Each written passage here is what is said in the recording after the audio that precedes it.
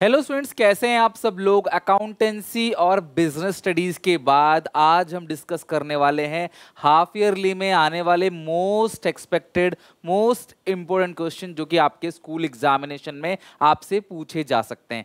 बेटा ये जितने भी इंपॉर्टेंट क्वेश्चन है वो पूरी की पूरी मैक्रो से कवर किए हैं और साथ में इंडियन इकोनॉमी का 1, 2, 3 और 5 चैप्टर। बट अगर किसी बच्चे का इसके अलावा भी कोई चैप्टर आ रहा है सिलेबस में तो मैंने उसके भी मतलब पूरा का पूरा सिलेबस के भी इंपॉर्टेंट क्वेश्चन अपलोड कर रखे हैं। आप सर्च कर सकते हो इंपॉर्टेंट क्वेश्चंस इकोनॉमिक्स, आगे मेरा नाम लिख के आपको मिल जाएंगे। तो आइए स्टार्ट करते हैं चैप्टर नंबर 1 से लेके पूरा का पूरा मैक्रो और इंडियन के 1, 2, 4, 5 चैप्टर्स के most expected question, most important question जो कि आपके एग्जामिनेशन में देखने को मिल सकते हैं। लेकिन मैं आपको लॉन्ग क्वेश्चन बता रहा हूँ क्लास, क्योंकि आपके पेपर में एमसीक्यू भी होंगे तो आपको इन्हीं टॉपिक से एमसीक्यू की भी प्रिपरेशन करनी है। और कुछ क्वेश्चन इनडायरेक्टली भी पूछे जा सकते हैं, कोई केस बेस्ड हो गया, कुछ इमेज या चार्ट बेस्ड क्वेश्चन हो गया, आपको उसको भी प्रिपेयर करके जाना है। इसके अलावा जो न्यूमेरिकल है वो सिर्फ मैक्रो इकोनॉमिक्स से पूछे जाएंगे। लगभग 3 न्यूमेरिकल आप मैक्सिमम एक्सपेक्ट कर सकते हो, एक बजट से, एडीएएस से और नेशनल इनकम से 100% इनकम या एक्सपेंडिचर मेथड से आपको देखने को मिल सकता है क्वेश्चन। तो वो न्यूमेरिकल मैंने ऑलरेडी करा रखे हैं, आप उनको पूरा का पूरा करके जरूर जाना, ठीक है। बीओपी से अगर न्यूमेरिकल आता है तो 1 नंबर का शॉर्ट आएगा एमसीक्यू में न्यूमेरिकल। सबसे पहले अगर मैं मैक्रो इकोनॉमिक्स की बात करूं तो इंपॉर्टेंट क्वेश्चंस में सबसे पहला circular flow of income in 2 sector economy, 3 to 4 marks में ये क्वेश्चन आपको देखने को मिल सकता है। सेकंड है, और क्वेश्चंस की नंबरिंग मैंने भी थोड़ी सी रखी है ताकि आपको कॉन्फिडेंस आए कि हम इसे आप अच्छे से लर्न कर सको। बाकी आपकी जो ये प्रिपरेशन है ना क्वेश्चन की, ये अगर हाफ ईयरली में आपने प्रिपेयर कर लिया तो आपके प्री बोर्ड में भी सेम यही क्वेश्चन बनेंगे। थोड़ा ऊपर नीचे होगा, कुछ क्वेश्चन हटेंगे, कुछ नए जुड़ेंगे, बट वो सेम होंगे। फिर आपकी जो फाइनल एग्जामिनेशन में जब मैं आपको क्वेश्चन दूंगा ना तो 80% क्वेश्चन तो पहले ही आप कर चुके होंगे, सिर्फ 20% नए क्वेश्चन बनाने। मेरी आप सबसे एक रिक्वेस्ट है, एक आप अपनी नोटबुक बनाओ, उस नोटबुक में ये सारे के सारे क्वेश्चंस को लिखो, इनके अपनी लैंग्वेज में आंसर्स लिखो।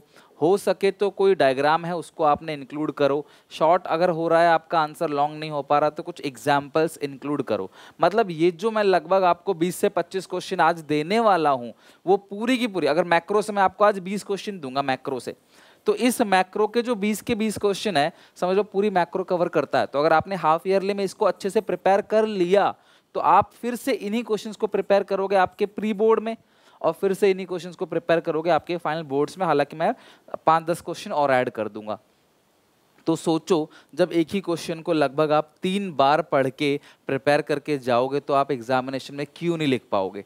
और मैंने क्वेश्चन भी सिर्फ 20 ही रखे हैं ताकि तुमको लगे कि चलो हाँ 20 है, डेली 2-2 क्वेश्चन भी करूंगा तो विद इन 10 डेज में इसे खत्म कर दूंगा। तो प्लीज़ यार इन क्वेश्चंस को, ये इंपॉर्टेंट क्वेश्चंस हैं।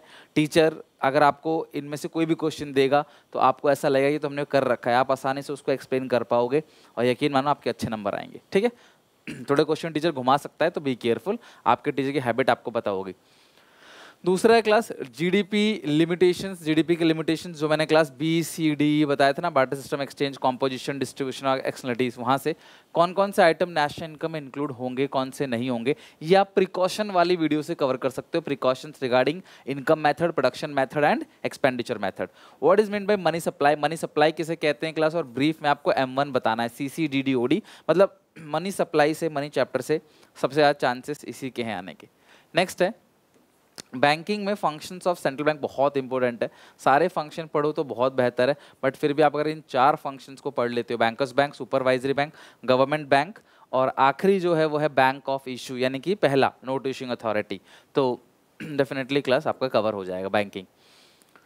अब बच्चे बोलेंगे सर बैंकिंग चैप्टर में मॉनेटरी पॉलिसी भी है आरबीआई की, वो भी इंपॉर्टेंट है। यस वो भी इंपॉर्टेंट है, बट वो सेम चीज़ आपके एडीएएस चैप्टर में भी है, एग्रीगेट डिमांड एग्रीगेट सप्लाई वाले चैप्टर में भी ना ये सेम चीज़ है। तो मैं इसलिए मनी बैंकिंग में नहीं कवर करूंगा, उसको एडीएएस में कवर कर दूंगा, तो वहाँ से आपका आराम से हो जाएगा, ठीक है। चलो, explain the process of money creation, बहुत इंपॉर्टेंट है। कमर्शियल बैंक का जो credit creation by commercial bank with numerical example, बहुत इंपॉर्टेंट है, ध्यान रखना। यहाँ से कोई छोटा न्यूमेरिकल भी पूछ सकता है, 1/LRR × 100 फॉर्मूला होता है मल्टीप्लायर का। 7th question, relationship between MPC, MPC क्या के साथ डायरेक्ट है, एमपीएस क्या के साथ इनडायरेक्ट रिलेशनशिप है, मैक्सिमम वैल्यू क्या है, मिनिमम वैल्यू क्या है, एपीसी एपीएस मैंने पढ़ा रखा है आपको, मेरी वीडियो अभी 2 दिन पहले ही आई थी, तो देख लेना क्लास, क्या क्या मिनिमम वैल्यू क्या क्या मैक्सिमम वैल्यू, वहां से क्वेश्चन पूछा सकता है। Working of investment multiplier with numerical example, 6 number का मल्टीप्लायर से क्वेश्चन पूछा जा सकता है न्यूमेरिकल एग्जाम्पल के साथ। इक्विलिब्रियम लेवल, एसआई और एडीएएस, इन दोनों में से कोई से भी पूछ सकता है, या एक साथ दोनों डायग्राम बना के दोनों को भी एक्सप्लेन कर सकते हो। एडीएएस और एसआई अप्रोच, आज कसम खा लो कि 2 क्वेश्चन मुझे किसी भी इनमें से 2 सॉल्व करने हैं। डेली 2-2 करोगे ना क्लास, 10 दिन में तुम्हारी मैक्रो पूरी प्रिपरेशन हो जाएगी, तुम्हारी आधी सिलेबस की प्रिपरेशन हो जाएगी इसी बहाने। अगर मैं मान लूँ कि हाँ ये मेरा सीरियस स्टेप है और मैं इसके लिए जम के प्रिपेयर करूँगा, तो फिर इसी बहाने मेरी प्रिपरेशन हो जाएगी। हाँ, अगर तुम्हें हाफ ईयरली देना ही नहीं, तुम्हें कोई फर्क नहीं पड़ता, तो पक्की बात है तुम्हारा प्रिपरेशन करने का भी कोई भी मन नहीं करेगा, और ऐसे ही स्कूल के सारे एग्जाम छोड़ते चले जाओगे। फिर फाइनल एग्जामिनेशन में तुम सोचोगे अब तो फाइनल है, मैं इसके पेपर तो नहीं छोड़ सकता, तो फिर तुम करोगे, लेकिन वो नहीं हो पाएगी बात जो अब 3-4 बार रिवीजन करने के बाद होगी। तो आप अभी नहीं कर पा रहे तो फिर लास्ट एग्जामिनेशन में कर लोगे, तो कुछ चमत्कार ही होगा, तो हो सकता है। डिफाइन इन्फ्लेशनरी डिफ्लेशनरी गैप, बहुत इंपॉर्टेंट है। मैं अभी से कह दूं क्लास 100% ये क्वेश्चन आएगा ही आएगा, हालांकि बहुत बड़ा क्वेश्चन है, बिकॉज मैंने इन्फ्लेशनरी गैप डिफ्लेशनरी गैप को एक साथ रख दिया है। इसे एक्सेस डिमांड डेफिशिट डिमांड भी कहते हैं, अंडर एम्प्लॉयमेंट और एक्सेस या ओवर एम्प्लॉयमेंट भी कहते हैं। इसे कैसे कंट्रोल करना है, मॉनेटरी और फिजिकल पॉलिसी अच्छे से सारा कर लेना।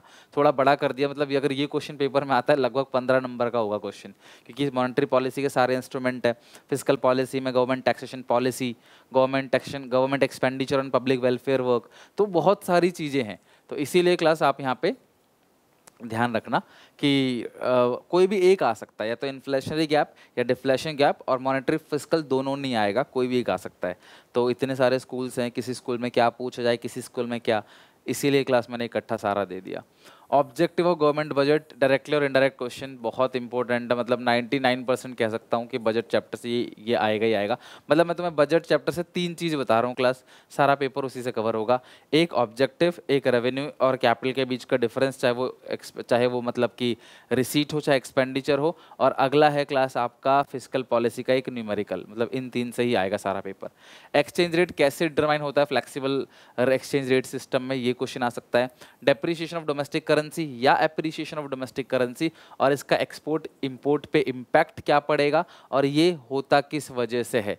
तो डेप्रिसिएशन एप्रिसिएशन से बहुत इंपॉर्टेंट है, एक क्वेश्चन बनेगा किसी भी दोनों में से एक में। 3 सोर्सेस ऑफ डिमांड क्यों होती है, सप्लाई क्यों होती है, कब कब फॉरेन करेंसी की डिमांड सप्लाई होती है, यहाँ से क्वेश्चन है। मैनेज फ्लोटिंग एक्सचेंज रेट बहुत इंपॉर्टेंट है, ये क्लास आपको सीधा सीधा एक्सप्लेन करने को आ सकता है। 2 मेरिट डिमेरिट लिखने हैं क्लास, फिक्स्ड और फ्लेक्सिबल। इससे बाहर मतलब जितना मैं करा रहा हूँ ना मैक्रो में, मतलब इससे बाहर आने का कोई मतलब नहीं है, खासकर बीओपी, फॉरेन एक्सचेंज, इन सब में 3 कंपोनेंट बताने हैं, करंट अकाउंट बीओपी के और 3 कंपोनेंट कैपिटल अकाउंट बीओपी के। तो ये भी अच्छे अच्छे क्वेश्चन हैं, आपको लिखना है अपनी कॉपी में। बस आप इतना काम करोगे ना कि इन सबको अपनी कॉपी में अच्छे से लिख के रख लोगे ना, इसके आंसर्स के साथ अच्छी फ्रेमिंग करके, आधा आपको तभी याद हो जाएगा। यकीन माना इतना करने का तो पेपर में जाके आप आधा तो लिख ही लोगे, पास तो आराम से हो जाओगे। फिर थोड़ा सा लर्न कर लोगे, 1-2 बार और लिख लोगे, तो पूरा का पूरा कंप्लीट। डिफरेंस मैंने थोड़े से ज़्यादा दे दिए आपको, लगभग क्लास 10 से ऊपर ही दे दिए मैंने डिफरेंस आपको, सिर्फ ये सोचते हुए कि यार इन डिफरेंस में से 2 क्वेश्चन तो फंसेंगे, या डायरेक्टली इनडायरेक्टली इन डिफरेंस से क्वेश्चन आएगा। लाइक रियल जीडीपी और नॉमिनल जीडीपी फॉर्मूले के साथ, फाइनल गुड्स और इंटरमीडिएट गुड्स एग्जाम्पल के साथ, स्टॉक फ्लो इनके कंपोनेंट के साथ, एकोमोडेटिंग और ऑटोनोमस ट्रांजेक्शन, डीवैल्यूएशन और depreciation of domestic currency, revenue, मतलब इसको तुम्हें पूरा लिखने में 1 दिन लग जाएगा पूरा, थोड़ा सा बड़ा क्वेश्चन है। रेवेन्यू और capital receipt, revenue capital expenditure, उसके रिगार्डिंग। अगला है क्लास बैलेंस ऑफ पेमेंट और balance of trade, current account deficit, CAD और कैपिटल अकाउंट डेफिसिट, डेप्रिसिएशन और कैपिटल लॉस। और अगला है क्लास आपका डायरेक्ट और indirect taxes with example. Example जहाँ जहाँ मैं आपको लिख रहा हूँ ना, उसके एग्जाम्पल जरूर करके जाना, क्योंकि वहाँ से क्लासिफिकेशन का क्वेश्चन आ सकता है कि क्लासीफाई करो कौन सा डायरेक्ट टैक्स है कौन सा इनडायरेक्ट। और बाकी एक न्यूमेरिकल, बीओपी, बजट, एडीएएस और नेशनल इनकम से ये तुम्हें करके जाना है। तो ये हो गया पूरा का पूरा मैक्रो। अब बात करते हैं इंडियन इकोनॉमिक डेवलपमेंट में कौन कौन से क्वेश्चन आ सकते हैं। हमने शुरू के 4 चैप्टर ही मतलब 5 चैप्टर ले रहा हूँ, चौथा आउट ऑफ सिलेबस है, तो वो ध्यान रखना। तो मैं आपको ज़्यादा नहीं, इसके सिर्फ 8 क्वेश्चन दे रहा हूँ, 8 क्वेश्चन है 4 चैप्टर के, हर चैप्टर के 2-2 क्वेश्चन, इतना तो जरूर करके जाना, इससे कम कुछ मत करना, ठीक है। What are the main reason for stagnation in Indian agriculture. अच्छा एक चीज़ और, आप सबसे एक डिस्क्लेमर दे रहा हूँ कि क्योंकि ये स्कूल के एग्जाम्स है, क्या पता तुम्हारा स्कूल वाला कोई टीचर ही देख रहा हो इस वीडियो को, बोलेगा भैया इनमें से तो मैं क्वेश्चन नहीं दूंगा, क्योंकि टीचर को हमेशा लगता है ना कि मतलब हर कोई अपने सुपीरियर होता है, उसको लगता है कि यार ये सब क्वेश्चन तो नहीं दूंगा मैं। तो इसीलिए मैं आपको एक मतलब पर्सनल रिकमेंडेशन दे रहा हूँ कि आपका टीचर क्लास में आपको पढ़ाता है तो उसके बिहेवियर को नोटिस करो कि उस किस चीज़ को इंपॉर्टेंट बताता है, कि क्या चीज़ इंपॉर्टेंट है, क्या चीज़ को अच्छे ढंग से पढ़ाया टीचर ने, तो उस हिसाब से टीचर क्वेश्चन फ्रेम करेगा उस टॉपिक से, उन उन चीज़ों से। तो आप क्लास उनको अच्छे से करके जरूर जाना। इनके अलावा बाकी ये बोर्ड के लिए है, देखो बोर्ड एग्जामिनेशन में तो ये आएगा ही आएगा, बिकॉज बोर्ड एग्जामिनेशन कॉमन है पूरे के पूरे 10-12 लाख बच्चों के लिए। तो इंडियन एग्रीकल्चर में स्टैग्नेशन का रीजन मतलब लैंड सेटलमेंट सिस्टम एक्सप्लेन करना है। Role of SSI small scale industry का जो रोल है वो क्या है क्लास, उनको प्रोडक्शन की क्यों जरूरत है। Decline in handicraft industry affect by the Indian economy, तो हैंडीक्राफ्ट इंडस्ट्री किस तरीके से अंग्रेजों ने हमारा जो हैंडीक्राफ्ट इंडस्ट्री था उसको डिस्क्रिमिनेटरी टैरिफ पॉलिसी ला के बर्बाद किया। What are the long term goals of 5 plan, long term goals of 5 plan जो है वो आपको ध्यान रखना है। When and why reforms are introduce in India, reforms कब आया और क्लास क्यों आया रिफॉर्म्स, है ना। Discuss the industrial sector reforms, industrial sector reforms जो है वो आपको बताना है, हालांकि अलग अलग सेक्टर रिफॉर्म्स हैं, तो इंडस्ट्रियल सेक्टर रिफॉर्म्स जो है थोड़ा सा इंपॉर्टेंट है, बट आप फॉरेन सेक्टर रिफॉर्म्स भी पढ़ के चले जाना, ठीक है। अगला है what are the sources of human capital formation, ये बहुत इंपॉर्टेंट है और इन सबको आपने एक्सप्लेन करना है, लाइक ग्रीन रेवोल्यूशन और उसके इम्पैक्ट को, पॉजिटिव कंट्रीब्यूशन बाय ब्रिटिशर्स या फिर positive contribution by Indian railway, tariff quota और इंपोर्ट सब्स्टिट्यूशन, ठीक है, functions of world trade organization, importance of human capital formation, India as a outsourcing hub, तो इन सब के ऊपर एक्सप्लेनेशन देना है। तो हर मतलब कि आधा आधा पेज आपको सबको अपनी कॉपी में एक्सप्लेन करके रखना है। सुंदर सी पतली सी कॉपी बनाओ, 10 से 20 रुपए की कॉपी, 20 रुपए की कॉपी पतली सी बना लो, अच्छी सी प्यारी सी, उसमें आप आराम से सब कुछ अच्छे से एक्सप्लेन करके लिखो, और लिखना वही जो थोड़ा तुम्हारा सिंपल लैंग्वेज हो। आप चाहो तो मेरे नोट से भी रेफर कर सकते हो, ठीक है। पॉजिटिव जो एसपीसी से ऐप पे मिल जाएगा, और पॉजिटिव कंट्रीब्यूशन, अच्छा ये तो हो चुका है ना, पॉजिटिव कंट्रीब्यूशन ऑफ रेलवेज लिख लो, ठीक है। रेलवे ब्रिटिशर्स का तो हो ही चुका है ना, ऊपर रेलवे कर लो, positive contribution by railway, Indian railway का जो पॉजिटिव कंट्रीब्यूशन है वो। और ब्रिटिशर्स ने पॉजिटिव कंट्रीब्यूशन क्या दिया था, पावर, कौन सा इंफ्रास्ट्रक्चर डेवलप किया था ब्रिटिशर्स ने, तो क्या था, कम्युनिकेशन था और रेलवे था, ये दो, और बाकी रेलवे। इसके अलावा 3 स्केड्यूल थे ना क्लास इंडस्ट्रियल पॉलिसी रेजोल्यूशन में, A B C, उसको भी देखते चले जाना। इसमें 17 इंडस्ट्री थी, इसमें 17 12 और क्या था इसमें C वाले में बची कुछ जितनी भी इंडस्ट्री थी। तो ए सरकार ने बोला ये कंपनी हम चलाएंगे, यहाँ पे प्राइवेट के साथ मिलके चलाया जाएगा, और यहाँ पे सब लोग छोड़ मतलब कि वो छोड़ दिया प्राइवेट उनके लिए, जो प्राइवेट कंपनीज है उनके लिए, ये सरकार खुद चलाएगी, यहाँ पे सरकार मिलके चलाएगी प्राइवेट के साथ, और ये बाकी बच्चा कुचा प्राइवेट। तो ये है आपके 20 क्वेश्चन, वो 8 क्वेश्चन है, 28 क्वेश्चन अच्छे से कर लोगे अगर डेली 3-3 4-4 क्वेश्चन भी करोगे, या 2 भी करोगे तो 14 दिन में। अगर एग्जामिनेशन और क्लोज है तो डेली ज़्यादा क्वेश्चन बनाओ। और यार मैं बार बार बोल रहा हूँ, आपके हाफ ईयरली की जो प्रिपरेशन है उसको उतने सीरियसली करो जितना बोर्ड का प्रिपरेशन है, तभी आप कर पाओगे अच्छे से, अदरवाइज काम नहीं हो पाएगा, ठीक है। तो यहाँ तक पढ़ के अच्छे से समझ के आना। मिलते हैं नेक्स्ट वीडियो में, और till then take care, bye bye. और अच्छा लगे तो वीडियो को प्लीज़ लाइक करना, शेयर करना अपने सारे दोस्तों में, और चैनल को सब्सक्राइब जरूर करके जाना।